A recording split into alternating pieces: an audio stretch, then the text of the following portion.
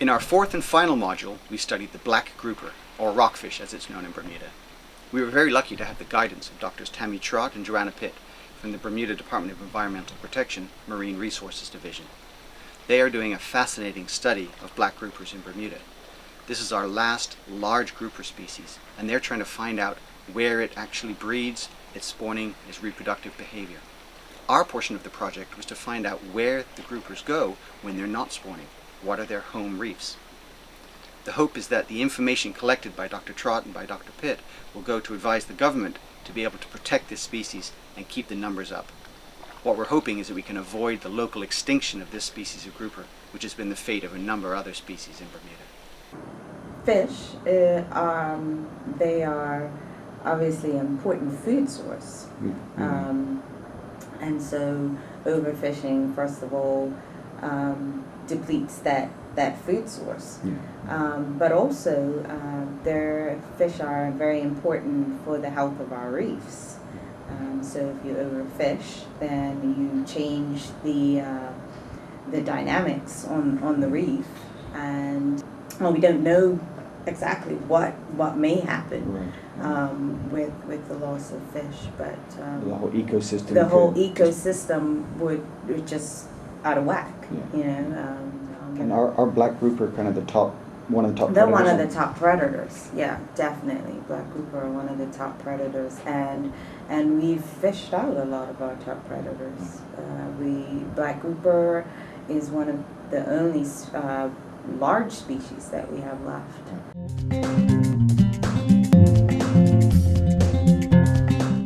40 years ago, groupers were the most popular fish around. Nowadays, however, we eat snappers, breams, and grunts. The reason we don't eat grouper as much is because it's been overfished. For example, in the Bahamas, they all fished the bottom-feeding fish, which were herbivorous, and so they ate all the algae. And when there weren't many herbivorous fish left, the algae got a lot more popular and competed with the coral, so now there's a whole lot more algae, but not so much coral. There's about 3 main fish that are still fished here in Bermuda. There's the black grouper, the conies, and the hinds. So we decided to look at the black grouper. The black grouper, it grows up to about 4 feet in length, and it lives in waters of 20 to 100 feet. It's usually solitary, but it follows a common grouper nature. And it's the reason they're called groupers is because when they're spawning, they'll all meet in a really, really big group. A female grouper will shoot up for the surface and release her eggs, and then all of a sudden the males around her will run up to try and get there first and fertilize the eggs. For a lot of groupers, they've lost numbers because they're fished, and when there aren't enough fish, they decided just not to spawn at all. And of course, if the groupers aren't spawning, you don't have a breeding population, then your number's just going to go down from fish dying and being fished. We think that the main reason that black groupers are still around and fairly common is because when they group up, instead of just a female shooting up for the surface, everybody who sees her goes for it, and a female grouper and a male grouper will go off elsewhere, and then they'll do the spawning and whatever.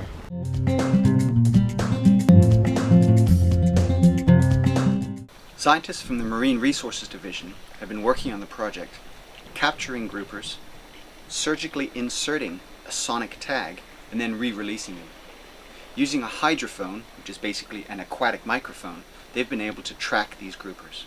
The main part of the project has been studying when they arrive at the spawning site, how long they stay there, and then when they leave again.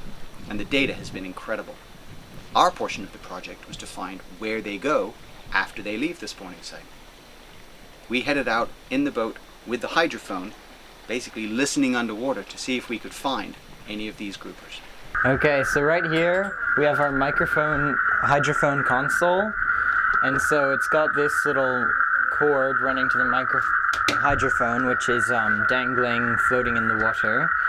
And it's currently showing what it's picking up. And if we hear a couple beeps, it'll be like about 6 or so. Then that'll be the noise from one of the tags on the groupers. We didn't really get a signal, so we decided to dive down to the reefs and see if we could find any groupers that weren't tagged.